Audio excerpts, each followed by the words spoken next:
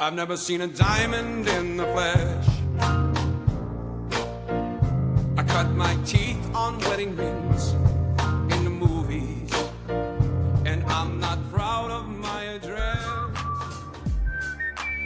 We're not just building muscle, we're building men.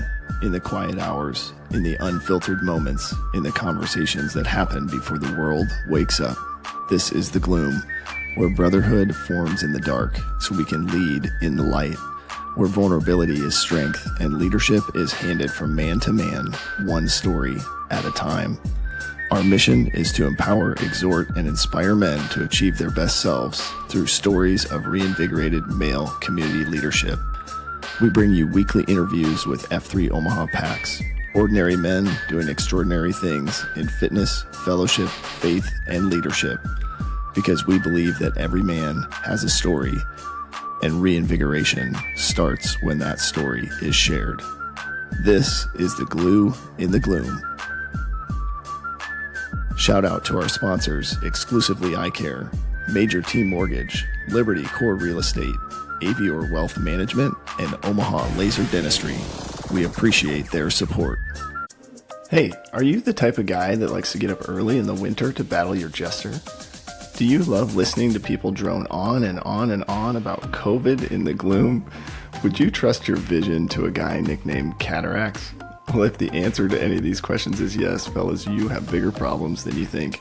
Dr. Cataracts, aka Dr. Wolf, can't solve all of your problems, but he can certainly help you solve the problems related to your eye health and vision. You will find many F3 principles throughout his practice. Check him out today at Exclusively Eye Care. Now let's get back to the gloom. And we're back. Man, I'm excited for this guy. I have so many fun memories in the gloom, getting to work out with this guy. And I hope we get to talk about his diet. He has a really strict diet, mostly of Mountain Dew and Flamin' Hot Cheetos. And anyway, I'm excited just to hear his story. Phenomenal leader. One thing I remember just having conversations at coffee and just can really tell this guy cares. And that means a lot. I know it's been special to me. I know it's impacted a lot of other guys. And a phenomenal leader at one of our amazing Friday sites. So at Fancy Feast, recent Site Q, our man Crowdsource. Good to see you, brother. You look really good. So I don't know that, some things never change, but I do want to get your story, story, kind of that first workout, and then how'd you get the name Crowdsource? I don't think I know that story. Well, first of all, I would look way better had I nourished my mustache like you did. I didn't know that was a thing until about 90 seconds ago. Yeah, caffeine and B vitamins, baby. Apparently, it's where it's at. I take both of those, but I've never put it on my facial hair. But starting tomorrow. Right. Well, Blake, thanks for the invite. This is really cool that you do this with so many leaders across our region. Your time commitment to it, your thoughtfulness,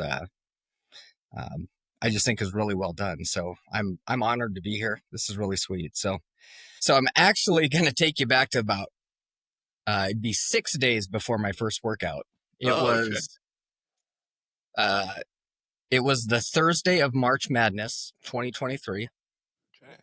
And our work did a mixer with a couple other companies. And so we were at the Hideaway Lounge, which is the bar right next to Starbucks that like Labyrinth and Maze use after Thursdays. So we're there for the afternoon watching basketball, and I get seated next to these two clowns, Muffs and Limu. Oh, no. They had like government names at the time. And whatever, I'm talking to Tim and we're having a great conversation. And all of a sudden, like, I was not creeping on his phone, but he's got his phone out in front of me and he's sending a text to CJ Novak. CJ Novak's Robin Hood. Robin Hood and I are two of 326 people that lived in Brainerd, Nebraska. So I'm like, what the hell's going on here? And so long story long, we had a mutual Muffs and I had a mutual friend or contact in Robin Hood. And he kept calling him Robin Hood. And I was like, oh, I've known CJ for 42 years. What the hell's this Robin Hood stuff all about?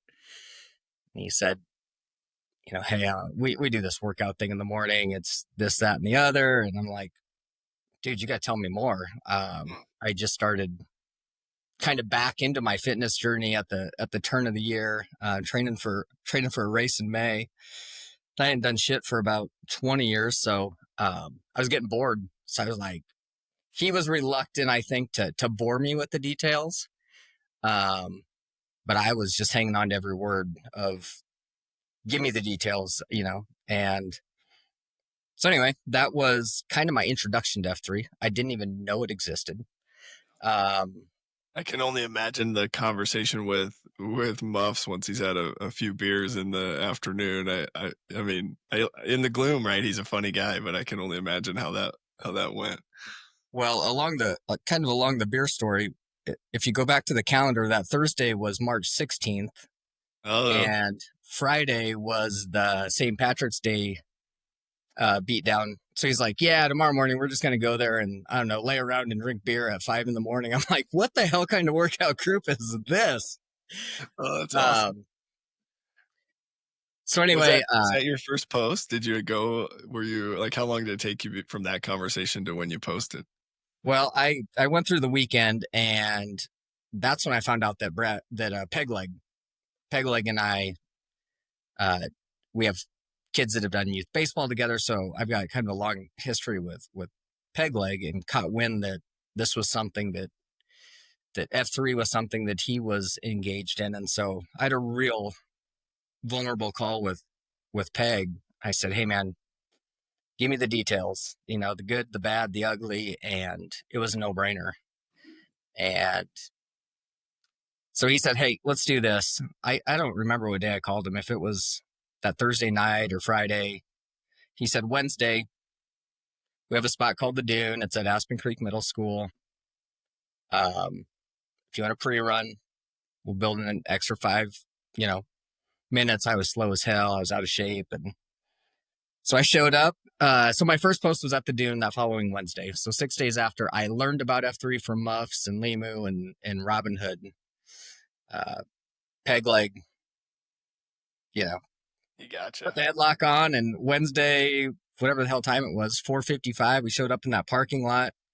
I knew what Pegleg looked like. What I wasn't anticipating was how dead sexy a unicycle was. Oh, He yeah. got out of that. Yeah, he got out of that Dodge truck, the flatbed, and he was wearing his vest. And I was like, holy shit, this isn't going to work out well. He's a beast. Yeah. So yeah, that was my first, me, Peg, and Uni went for a little 5K pre-run. And then that first beatdown, Painkiller was on cue. Okay. So heck of a beatdown, grinder, 2-man, meet in the middle. We get done, and Peg kind of shared, hey, at the end, we do this little thing, get to know you, you'll get a name, yada, yada. And so Painkiller's asking the normal questions of, who brought you out?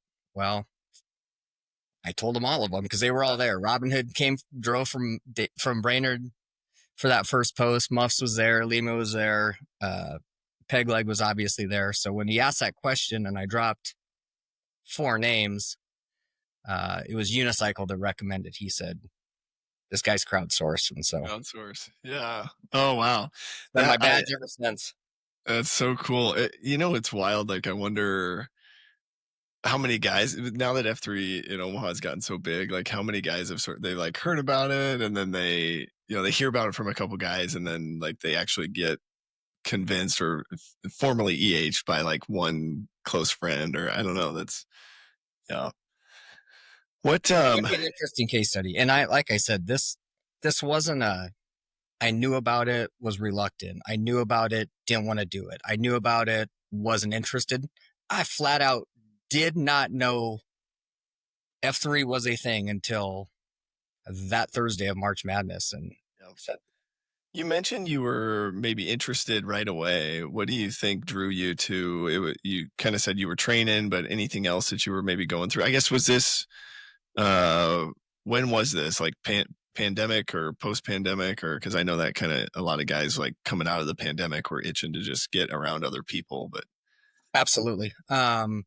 So this would have been March of 23. okay. Um, my anniversary date's the 22nd of March.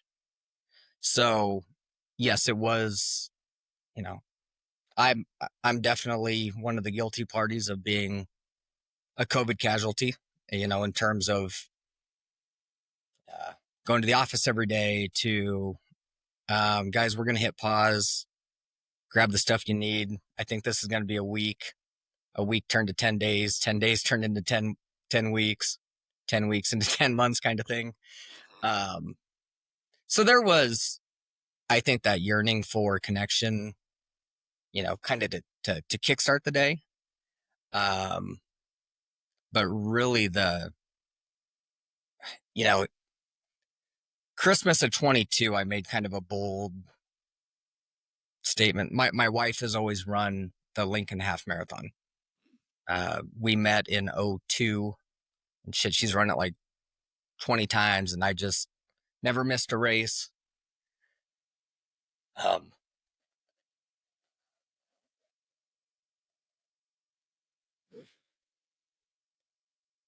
give me a second. Yeah, man. I just always remember, like,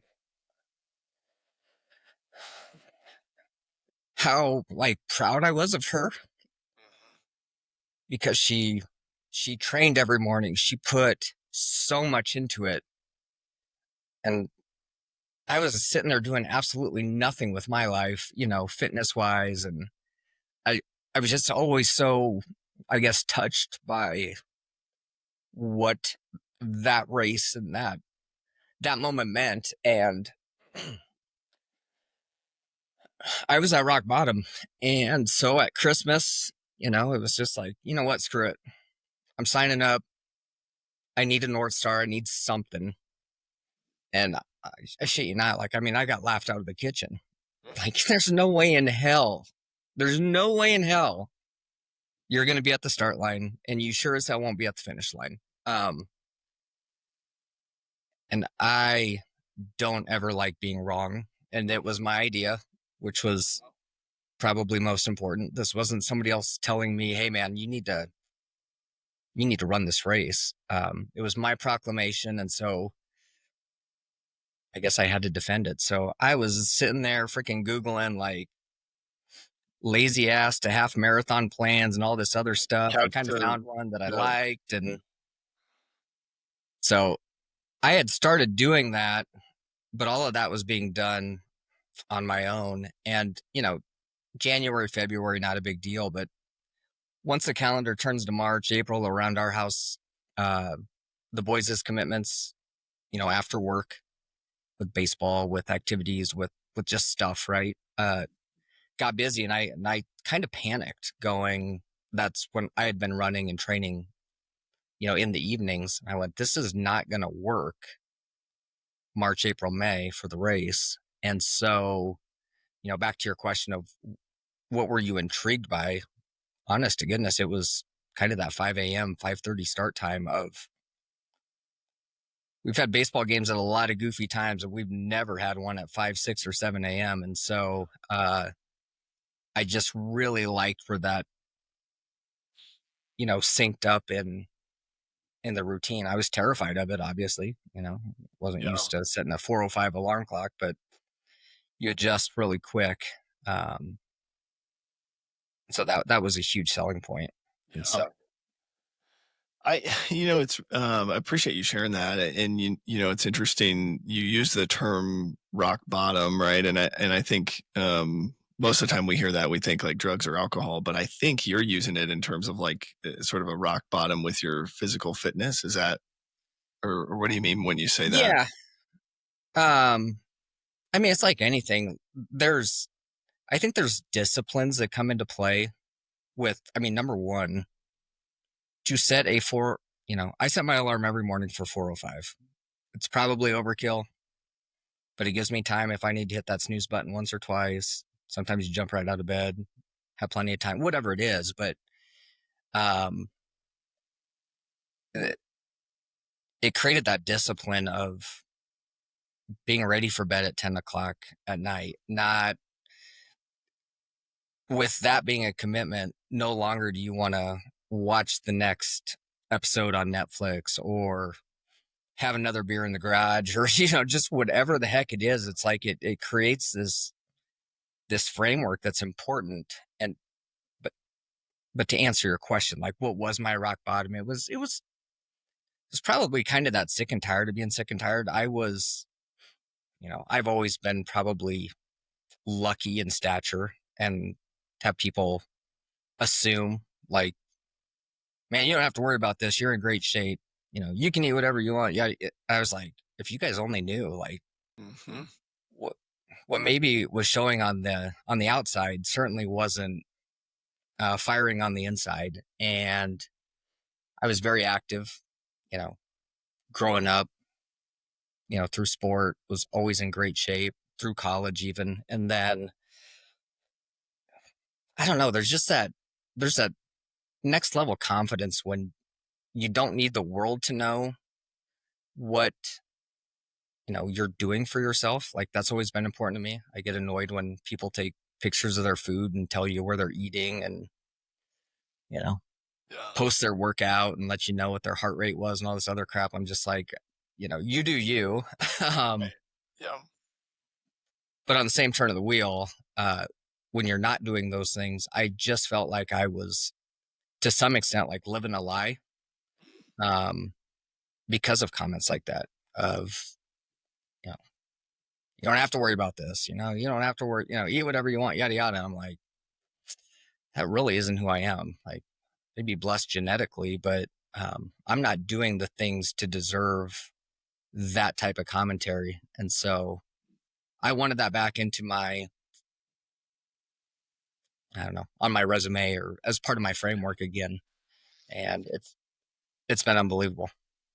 We talk a lot about male community leadership, invigorating male community leadership, and I'm more and more convinced that what that looks like is just giving guys a sense of confidence again. And I think whether it be fitness, the fellowship, or faith piece, like I think you get to these moments in life where, like you said, you feel it's imposter syndrome or whatever you want to call it, right? Where you feel like you're just not confident in your own ability. It's almost like you just need to prove to yourself who you are again. And I love that. I'm curious if, as you're thinking about this, then, so you set this goal, kind of started out on your own, then you found F3 and some guys to kind of help you along the journey. You started your first workout with a pre-run, which is pretty impressive, but play the tape all the way through. Did you end up running that half and did you make it to the finish line? What was that moment like? I did. Yeah, I absolutely did. It was the first time I'd ever raced a run. I still think that running and like the whole bibs and the numbers, that stuff's kind of ridiculous. But Yeah. nope, I was at the start line. I made it to the finish line. I really didn't have any goals. Like I'll never forget, like when I registered, there was this anticipated finish time because they put you in these different corrals and yada yada. And I remember looking for like the answer that was like just finished, like 24 hours. Hell, I had no idea. What's the max? Yeah. Oh yeah, so I like started in like Corral Z or something like that. It was great. But no, I finished. I forget. But like I said, I didn't have any goals. Like my goal was to complete it. Mhm.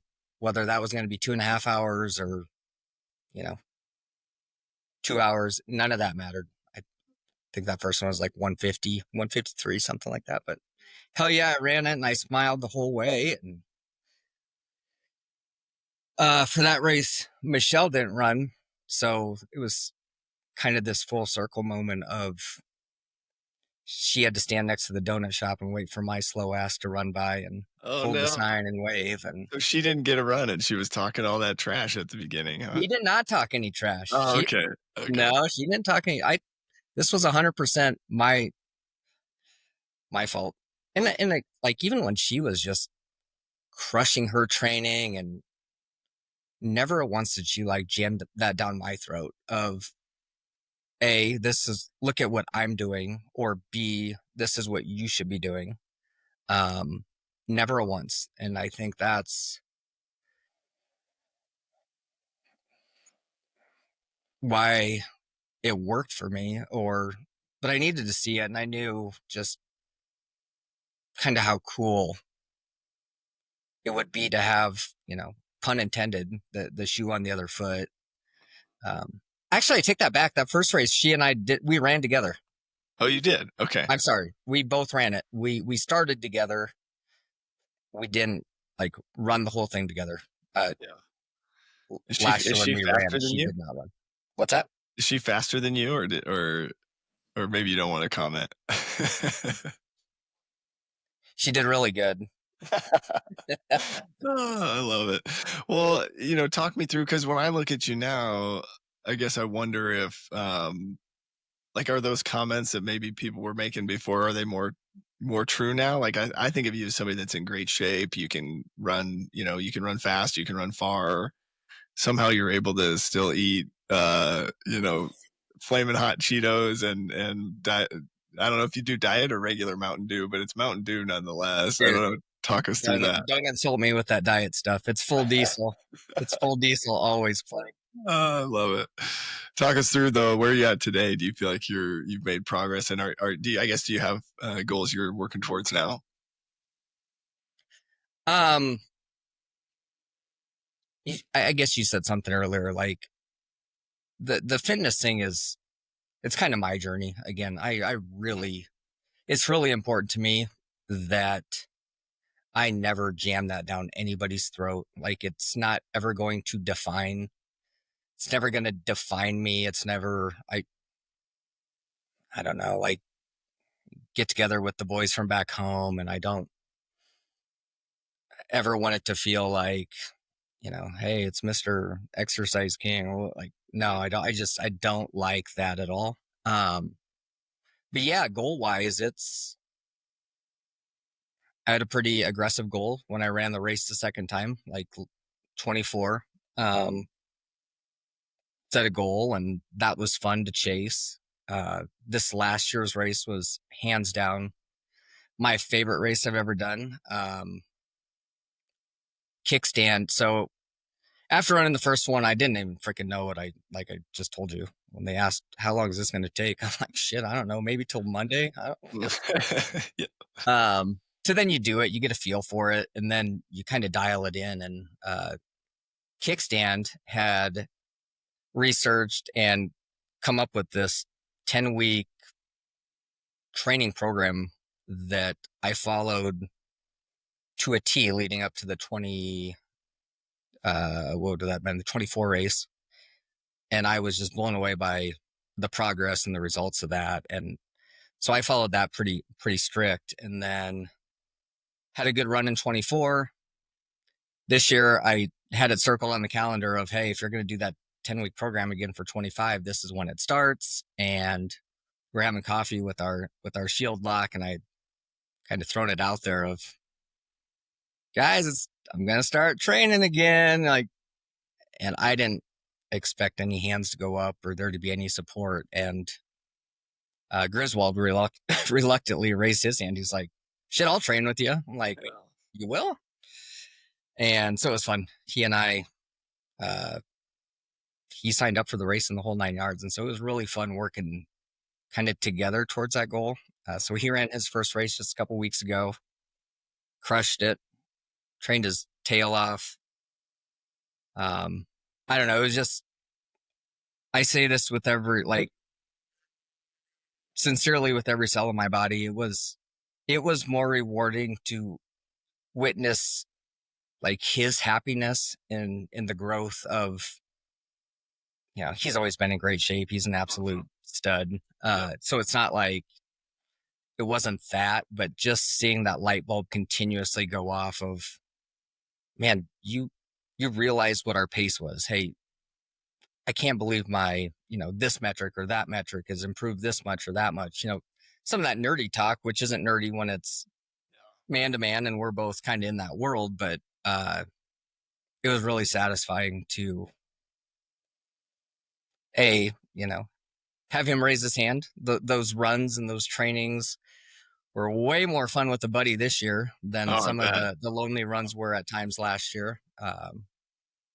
Hard Hat and Light Bright and Kickstand, those guys were part of it as well. It was, I don't know, it just felt like more of a group effort this go around, and I'll never forget it. Heck yeah. That's awesome. Well, I love it. And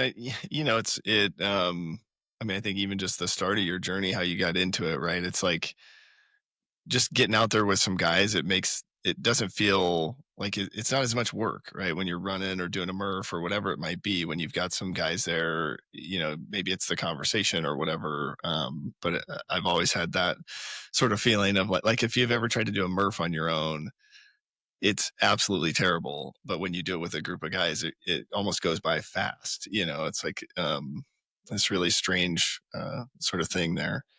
That's because all we do is when you got buddies, you talk. It's a distraction. Yep. I did one Murph by myself playing and like signed a contract from Travis to Crowdsource that said you will never do that again because it was just awful. Yeah. I mean, awful. Yeah.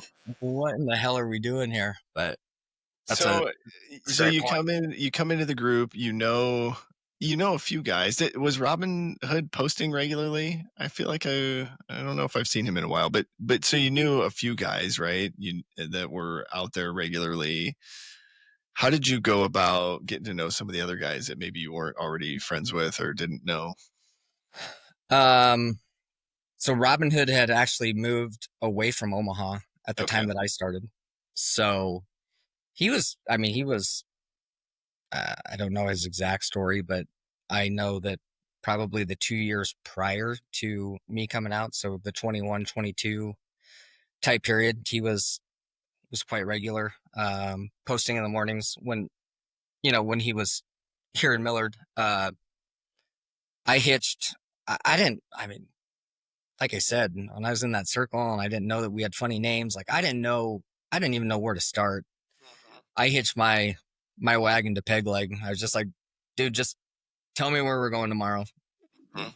And, you know, he was really cool about giving me the Google name or the Google Maps names for places. And then you find out, oh, Millard West is Fancy Feast. Oh, Aspen Creek is the Dune. And then you kind of become ingratiated into the culture, the names, the whatever. But I would say really that first 6 to 9 months, like Pegleg and I were a package deal because I'm a slow learner and just had no idea where the hell we were going. I just Yeah.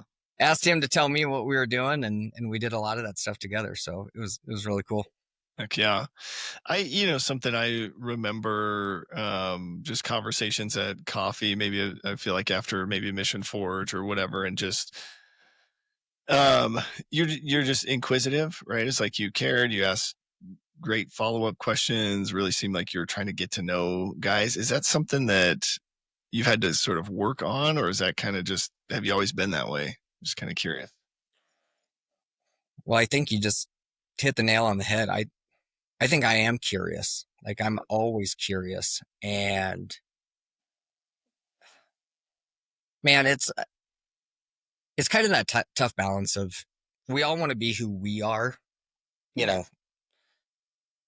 But with that being said, I think it's really important that the more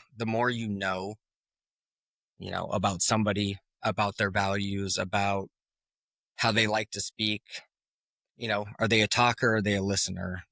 Are they a deep conversationalist? Are they a jokester? The more the more information that you can gather in those conversations, I think leads to much better conversations in conversation number 2, 3, 4, so on and so forth. So, um, and yeah, I mean, it's like drinking out of a fire hose in that first year with F3 because you get exposed to so many new people that, unfortunately, I think not fortunately, you go through that process a lot. Again, at coffee, this might be the first time that you're sitting next to, another F3 member that you've posted with a half dozen times, but maybe you haven't been partnered up together. Maybe you're on the opposite end of the circle, but there you find yourself face to face, shoulder to shoulder, and you get to ask questions. I like knowing everybody's got a great story, right? Yeah. I really, in my heart of hearts, will forever, where are you from? What do you do? What are your hobbies? What's your family? What's your occupation? It's never to measure anybody up, but I think all of those things just kind of form this, all right, I've got an idea now. And I guess those initial conversations maybe sometimes feel like a job interview, but Yeah. I think it does allow you to take it to deeper depths and to get more value from that connection. Yeah. Yeah, no, I love it. I think, it's interesting too, because not every guy that's shown up to a workout feels comfortable doing that, right? So then if that's, you're helping to initiate, get some of those guys out of their, skin a little bit, get them to be more comfortable just sharing some of those details, which is super important, right? I think it's always been interesting to me the number of guys that will come and work out, but they're maybe more introverted by nature. And so they, like they're there, they'll answer questions if you talk to them, but they're sort of like waiting for somebody to be curious about them. And, so I just appreciate that about you. Talk me through the other piece. And I heard you kind of mention, well, a couple things. Coffee. Were you a coffee guy right away, or it took you a while? What was that like? Well, I'd always have to find a gas station before going to coffee so Well, that I could get that's right. that, You don't drink coffee. Yeah. Mountain Dew. What's that all about? You just have never liked It just coffee, tastes so good, Plague. Like, you just like the dye, what is it, yellow number 5 or whatever? I don't know. It's just, I mean, it's just dynamite. It's like that. You put B12 on your mustache. It's like B12 for my soul. It's just so good. Uh, Especially after a good workout, like I'm kind of thirsty. You want that, it is early, so uh, it's crisp, it's cold, and it gives you that little, you need the caffeine, right? that little kick that maybe coffee does. Now So I've actually come around to coffee. you drink coffee now? Well, it's kind of coffee. Scooters has this thing called a Caramelicious that Oh, okay. I don't know what the hell's in it, but it's pretty good. Yeah. So I have one of those every now and again, but Yeah. So you would literally go to work out and then on your way to coffee, stop at a gas station, pick up or I guess after a certain point in time, you start bringing your own. no, never bring your own. Never. Okay. You go get it cold out of the cooler at the gas station. Well, yeah, like, a lot of times, or, a lot of the spots we went to, our coffee location was Hy-Vee. Well, Yeah. Hy-Vee had both coffee and a soda machine. Mm-hmm. Problem is, they didn't always have the key turned on to the soda machine, but if you ask them, they will do it for you. And so it was very convenient. So at the Hy-Vee coffee shops, I didn't have to make an extra stop, but we talked about that Starbucks earlier.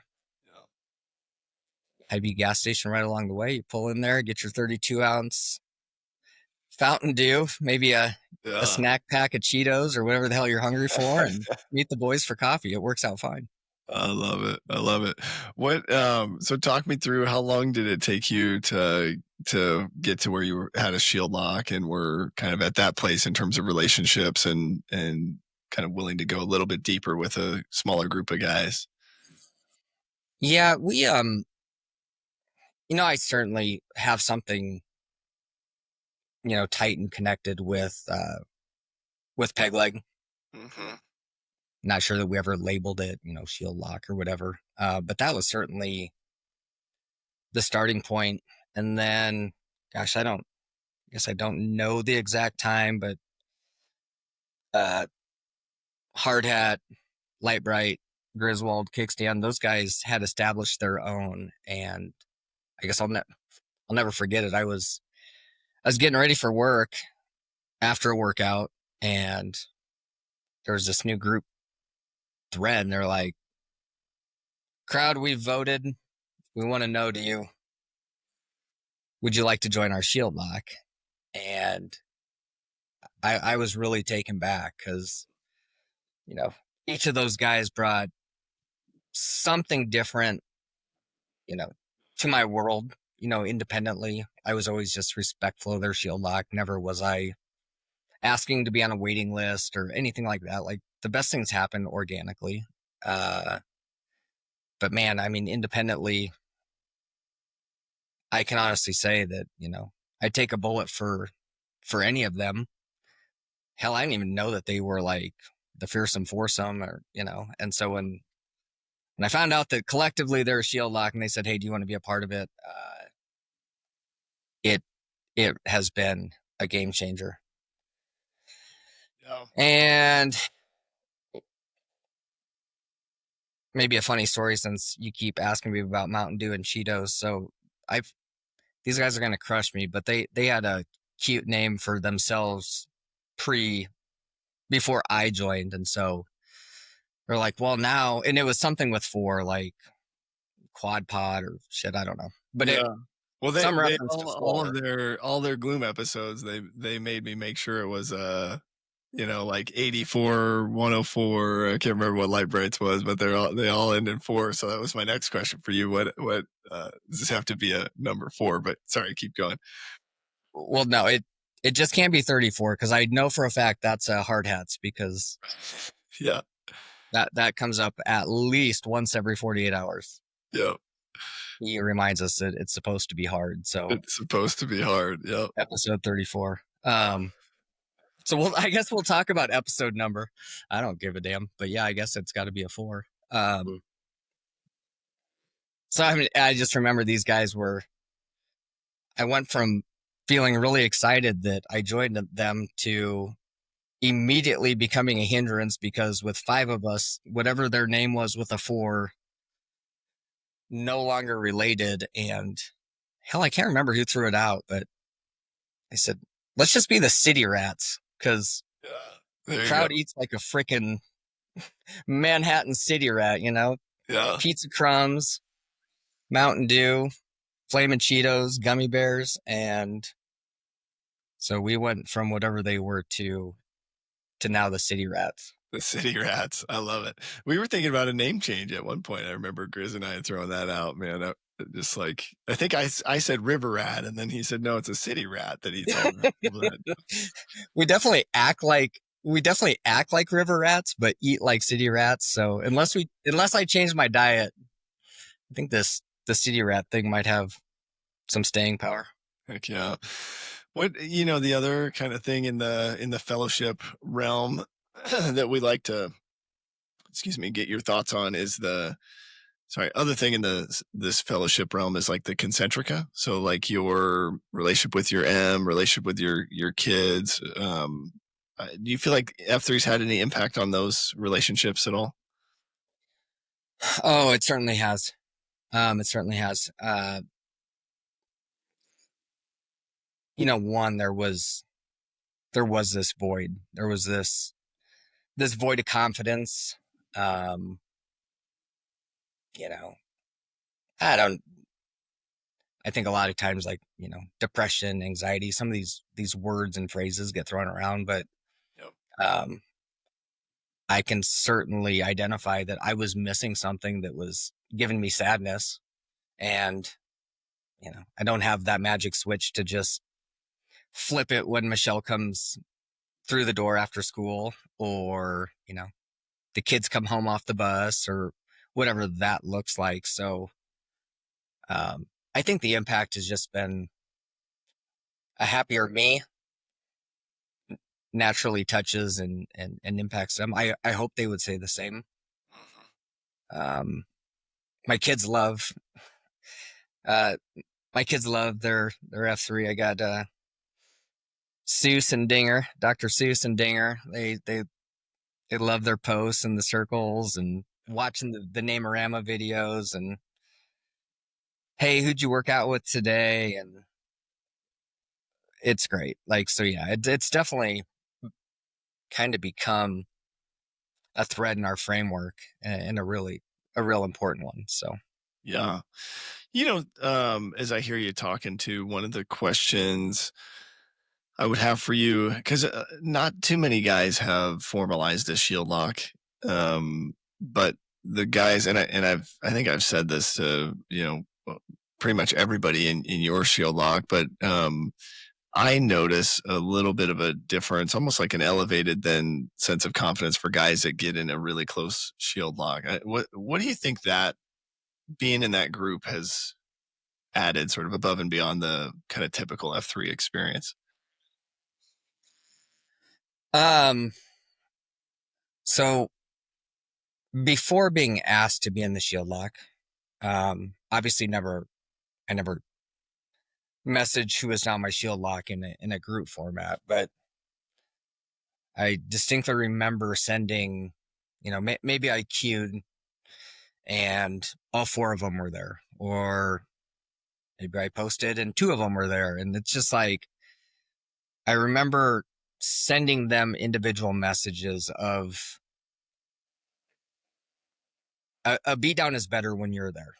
There's something, you know, if it's hard hat there, just setting the tone, being, the dude that he is, or Griswold, and he's just so magnetic, and kickstand, all sorts of funny. And then you got this mountain of a man and light bright. Like I just always,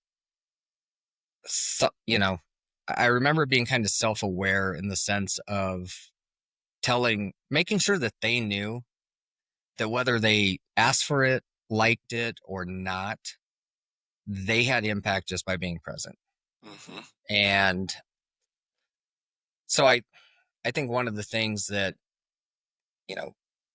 we've discussed and I try to remind of is, again, whether we ask for it or not, and this isn't sometimes we want to share that, right? Like, and if we agree that, hey, let's all go to so and so AO, let's divide and conquer. It does us no good stay potted up and share none of that with, the other members that are there.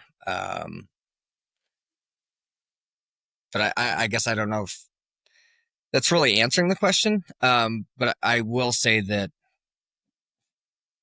we want to be mindful of, bringing everybody and anybody along that wants a piece of that, right? So I think there's confidence in that, and kind of having a team approach before just showing up. It's not like, oh man, I can't believe that, we're at Mission Forge today and kickstands here and hard hats here. Like, there was probably a discussion on Sunday, probably a little bit of shit talk about it, to go with it. Maybe a little bit of, Mm-hmm. guilt conversations, but it makes you feel good when the group's together. Yeah. I've had recently some interesting conversation with my sort of whetstone about, I'm in a spot getting ready to hand off some of my F3 Omaha leadership stuff, and one of the comments that he made to me was, the best way to get through that and stay engaged is to get serious about a shield lock, and so I think just watching some of the other guys that are in some of these shield locks, that I just see that structure really, you can tell in my mind, like, you can tell when the guy's got a confidence of 3-4 guys that he's really close to, that have his back, that know him and love him despite of all his faults and failures. I think there's just something really special about that. So really cool, and appreciate you sharing that. And we'll make sure that you get an appropriate episode number. You'll probably be 204, because that's about where we're at in the episodes. If that tells you anything, hard hat is 34. But well, I'll give you a ton of free reign there. But if these guys said it's got to end in a 4, like I said, I already messed with their name. Yeah. Oddly enough, I think it's funny that it's got to end in a 4, but maybe I'll make it end in a 5. I don't know. Yeah, there you go. Let's go like 205, Plague. I'm a disruptor, baby. Liberty Core Real Estate is your homegrown real estate broker. If you're looking to buy or sell real estate, whether personal or investment, Armando, aka Brian, and Megan Michaels Company is ready to serve you. With Command Center in Old Town Elkhorn and agents all throughout the metro, they are more than ready to guide and serve you in your next real estate endeavor. Whether your next move needs to happen now or in 5 years, call or text Armando at 402-770-2165 to get your questions answered. And a special offer for F3 Nation PAX members, Liberty Core will donate $250 to your sponsor of choosing for every closed transaction. Stop looking, start finding today with Liberty Core Real Estate. You know, the other thing, so talking fitness, fellowship, faith, right? Would love to just hear kind of what's been your journey from a third F or faith perspective, if you got any experience there. Yeah, absolutely. So I grew up in a Catholic household. Really, actually, strong like my grandparents on both sides, like real strong Catholics. So growing up, we did the Catholic stuff, right? Went to mass on Saturday night or Sunday morning, walked to CCD on Wednesdays. Whatever, just kind of get on the hamster wheel and, do what they tell you to do kind of thing. And, so always, practiced. I'll tell you, like, maybe one of the silent things that I haven't probably given enough credence to F3 through has been allowing myself permission to think outside the box with that third F journey. Again, any Catholics listening, just hang in there for me. I'm not a hater, right? It's very structured, right? And you go to mass on Sunday, and if you go to mass the next Sunday, 85% of what you do and what you see and what you hear is the same thing that you heard the previous Sunday, and it'll be the same thing that you hear the following Sunday. So, I think it would have been pre F3 in my heart of hearts. I feel it would have been blasphemy for me to think it would be acceptable or permissible to maybe explore what else is out there. And kind of fast track a little bit. I think sometimes God puts certain people in your life, whether you realize it or not. But my oldest son has been on a baseball team, and 2 years ago, one of the dads for one of his teammates is a pastor at Brookside Church, Jeff Dart. And That's I don't need F3 Nitro, right? What's that?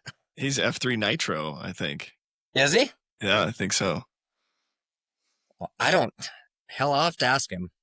He's a triathlete, and I tried getting him to come out to Aspen a couple times, but I guess kind of the long story short of it is, I had enough confidence in Jeff and learning about what he does and what their organization's all about. And he invited us to a service. I was like, you'll never know what you don't know. And it was dynamite. It was really, really good. So been to service at Brookside. It was Firewalker was there. I saw Canadian Bacon. He's a security guard. He gets to carry a gun to church. That scared the hell out of me. Oh, wow. But, I didn't realize that. That would be scary. Yeah. With a firearm. Well, I was like talking to him, and usually Canadian Bacon really engaging. He like kept looking over my shoulder, and I was like, "Dude, you pissed about something?" He's like, He's on duty. he like tapped I'm like, oh.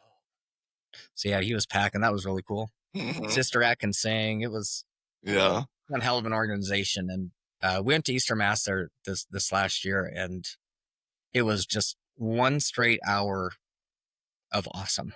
I really, really enjoyed it. Left with a pep in the step. And so, a little bit of a new journey. Like I said, I've been reluctance the wrong word. I just hadn't yet given myself permission to ask, if we could consider that. My wife comes from also a Catholic family, very strong Catholic family, and so I don't know. It's just always kind of been Yeah. this staple, and I was curious again, and I'm glad we explored it because I think it was a good experience for everyone in our household. It was really good. That's really cool. I'm thinking of Brad Zook, who's Nitro out at the Elkhorn campus. Brookside's got an Elkhorn campus on like 204th and Maple, but he's like That Nitro. I need to meet him. yeah, he's like one of their associate pastors. But and that's really cool. That's also quite a bit different than what I feel like I hear. Right, a lot of times I hear guys say grew up Catholic, went to all the Catholic schools and the CCD, and then we stopped. Do you think, I guess as I'm hearing you say this, I wonder if that, like, and I'll use the word reluctance, but again, maybe that's not the right word, but is that like, maybe the mindset is like, if it's not this, then it can't be anything else. So then I'm going to just not do anything. Do you think that's where a lot of guys end up? Well, I mean, I'm reluctant to speak to anybody else's feelings or opinion as to how or why, maybe attendance stops or becomes less frequent. I just, it's, I don't know that any service is ever going to be like the most exciting, entertaining hour of your week ever, right? But I don't know. As I've gotten older, I've kind of become selfish with my time, and I Totally. was just kind of getting frustrated. I absolutely can devote 1 hour a week to go in, lock in, reset, go to church, right? It wasn't, I'm like, man, couldn't that hour be better? I just really felt like I challenged how impactful that hour could be. And I felt as though I had hit the ceiling with the hour I was getting, doing it the old way. Yeah. And that's probably been the biggest eye opener. I mean, from the moment we walked into that facility till the moment we left, it was just loaded with impact. And that felt really, really good. That's awesome. Well, kudos to you for hearing whatever that inner voice, whatever that was, that sort of prompted you to say, let's try something different. I think that's one of my favorite things about F3, right? Is we hopefully can come alongside guys that are searching in that third F space, and like, there's no judgment, right? But there's just a ton of guys that are maybe doing something in that space that you could ask them about. And so I love that you have been able to work through that and bring your family along. That's really cool to see you leading in that way. So hopefully, yeah, I'll be thinking about you on that, because that's a really cool space to be. I think being able to search and work through that with your M and your 2.0s. I'm going to give you one more nugget on that plague. I want everybody in F3 Omaha to know that Firewalker, hands down, has the best handwriting in all of F3. He was out of service, and he keeps this journal, and I just, his handwriting, it's like calligraphy. It is one of one. Yeah. He came up and he's like, "Hey," I'm like, "You've got good handwriting, Firewalker." He's like, "What the hell are you talking about?" I'm like, "I was creeping on your journal, dude." Yeah. That boy can write. Those guys, and Brookside for a long time has done a lot of cool stuff in the ministry space. We don't go there, but before I got into F3, I got to be in a men's Bible study with Firewalker, Tonight Show, Sister Act, Grills. And this was before like our first kid was born. And so those guys and that ministry that church is doing is just, I think they are doing something right. Cause I think they've found a way to really get people engaged in, what it means to believe and follow Jesus. So I think that's really, think you're in a good spot. And that's how I know Firewalker has really good handwriting, because we would journal as part of that, and I same thing, would creep on the journal, and I'm sort of like, okay, most guys we don't have good handwriting, but something I would love to hear your thoughts on is the leadership piece, right? And so you got to be a site Q at Fancy Feast, which is an amazing site, launched by our man Lightbright. And so I'm curious, what was that like for you getting to lead there? What I don't know, what do you remember? And then would love to hear if you have any advice for guys that are leading a site or maybe getting ready to take over a site. What's that look like from your perspective? Oh, it was one. I mean, you certainly don't know what you don't know, but Lightbright launched Fancy Feast. What had that been? Late November, early December 22. I started March of 23. So all I knew was that Fancy Feast was an AO, right? And then it took 3-4 months. You figure out, well, holy cow, just a couple days ago, this wasn't an AO. And so I found it remarkable. The attendance, to the attitude. I always looked forward to Friday.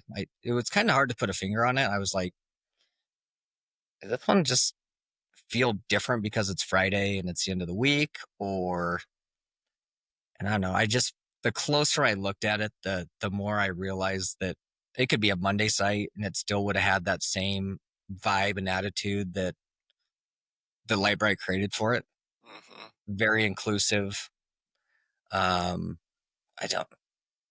just always felt I never not feel welcome at F3, not at once, but I felt more welcome in that first, half dozen posts at Fancy Feast, where felt like that was home base.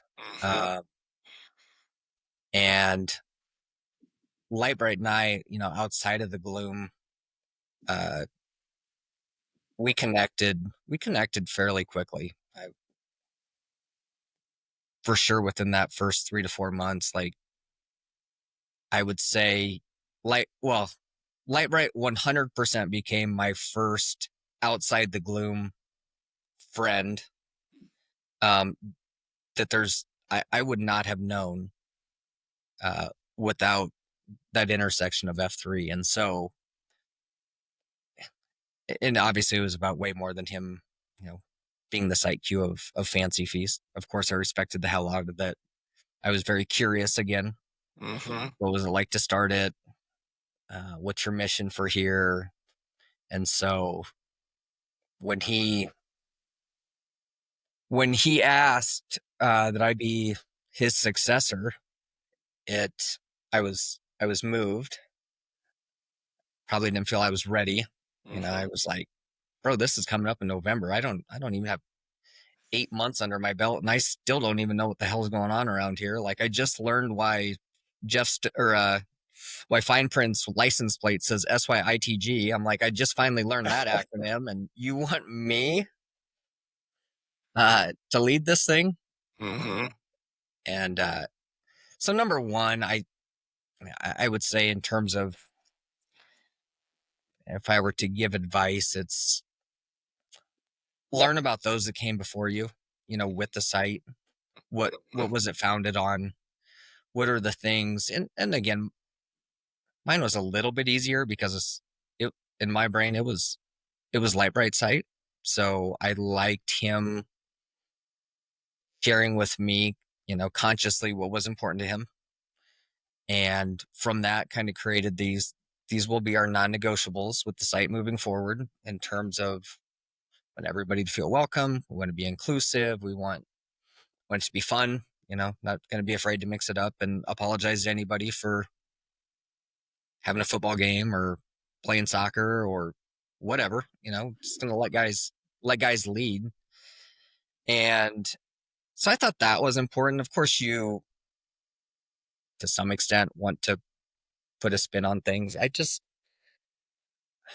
I wanted to be present, the 52 or 54 weeks, whatever it was, that I had the honor of planting the flag every Friday. I always wanted to be present, be there for the guys that wanted to go for a pre-run, be there for the guys that wanted to go for a 45-minute ruck before. Just really lend yourself to what the guys want from that site that day, and get there early, turn on the lights, and let it rip, right? So, but yeah, I loved it. I loved setting up the queue schedule. I liked engaging guys that were maybe outside the box and asking to queue, bringing guys from the north, bringing the guys from Sarpy, bringing just somebody that you worked out with. You're like, holy cow, this guy's just a ton of fun. I have no clue what his beatdown's going to be. I don't care. I want this guy leading us for 45 minutes. And I don't know. I felt very purposeful in kind of mixing that up and wanting to bring new ideas and new people out to the feast on Fridays. Was the Fancy Feaster, I can't remember, did Light Bright start that or did you start that? Actually, Hard Hat. Hard Hat. Okay. Was Hat that started. during Light Bright's? That was during Light Bright's sort of at first year, right? Yeah. So Light Bright, he missed 1 week as site queue. One Friday. He had to be in Nebraska City for an overnight. They were hosting clients, and absolutely no way that he could fulfill his work obligation and be there Friday morning. And it was really, really bothering him. And so to twist the knife a little deeper, Hard Hat decided, while Light Bright's gone, we're going to create a new traveling trophy so that when he comes back, he really feels like he missed out on a whole lot of stuff on that one Friday. And so Hard Hat got this idea. He brought a can of cat food. I think the first recipient I know was Clark Kent. Yep. And from there, it just grew to a tower of tin with duct tape and saran wrap, and it was so Awesome, gross. though. Compared to the Stanley Cup, I heard, at least from social media, right? It was out there in terms of weight and size, right? Oh, Light Bright. Like something had to be done, man. That thing that we had, I was lucky to receive it. I don't know. It had to be 40 cans deep, and I brought it home. I'm like, all right, I'm gonna take this thing apart, restructure it. Some of the noises and squishiness of those cans, I was just like, this is not gonna end well. Yeah. Oh, I love it. Thank goodness Light Bright took it upon himself to do a CAD drawing and the 3D print, and then it turned to wood, and he put that whole damn thing together, and beautiful now. Yeah. It's been a lot of fun. Well, man, this has been awesome. And I really appreciate you as a man, as a leader, getting to hear your story and just, it's so interesting to me, right? That like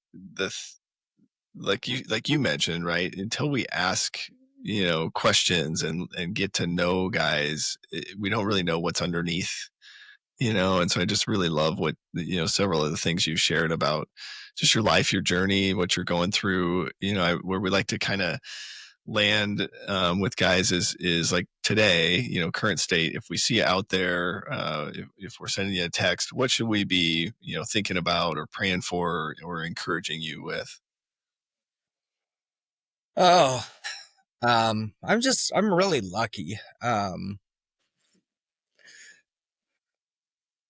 don't think I'm different from many, but I'm always searching for that perfect balance. I mean, that perfect balance of, on a scale of 1 to 10, I want to be a 10 as a dad. I want to be a 10 as a husband. I want to be a 10 with F3. I want to be a 10 professionally.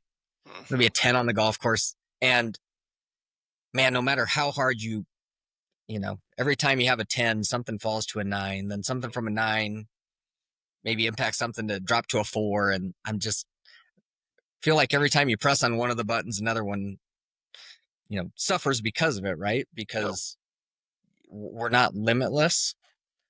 And despite any analogy or any, concept that I've tried painting for myself, I'm always struggling to get all these key pillars to be really, really high, to be those 10s. And I'm going to continue searching for it. Like, I know it can be done, but it's not easy, right? So that's what I'm after. Heck yeah. Not sure how to get there, but we'll keep trying. I appreciate it, man. That's really good. I'll be thinking about you on that. I'm right there with you. You know, whether it's spinning plates or I just had. I was talking to a guy the other day that just mentioned that the mission, the interruptions are the mission. And I like that. I've been thinking about that because so often I view certain things or people in my life as an interruption. And really they're the mission, right? Like if I'm trying to be productive, get stuff done, and one of my kids comes in and I'm like, they're pulling me from something I think I need to do, but really they're the mission. So I'm right there with you though, trying to just figure out how do we do all those things. So I appreciate it. We'll do a little name-orama here, wrap us up. I'll start us off. Brandon Fleehardy, 39, The Plague. The Plague. Trying to solve it's 42. Crowdsource. Crowdsource. And do we have a call sign? I got nothing. Got nothing. No. Okay, well, maybe that's it. Maybe we'll just say got nothing. No, okay. I got nothing. Appreciate you, brother. Thanks for your time today. This has been awesome. Thanks, Plug.